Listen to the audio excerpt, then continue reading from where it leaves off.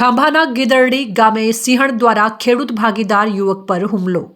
ગીદરડી ગામના મુકેશભાઈ લખુભાઈ સોલંકી વાડીમાં પાણી વાળતા હતા અને અચાનક સિંહણે હુમલો કરી દીધો।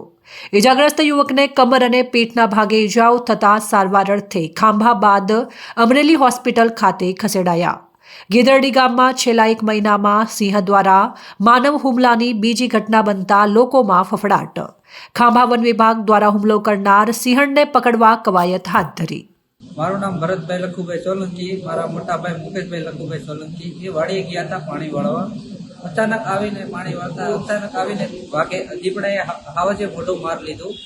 હાવજે મોઢું મારતા તરત જ અમે વન વિભાગને જાણ કરી અને આડો પડોના ભેગા થઈને હાથવૂટ કરીને જનાવરને ભગાડી દીધું અને અમે ખાંભા દવાખાને દાખલ થયા। દાખલ ત્યારબાદ અમે પછી સારવાર લેવા અમરેલી આવી ગયા છીએ। અમારા ગામમાં એક સિંહણે હુમલો કરેલો છે મુકેશ નામના શંખ ઉપર। પાણી વાળતો હતો સવારમાં, અને આવો બનાવ 15 દિવસ પહેલાં પણ બનેલો છે, ગામમાં જ બનેલો છે।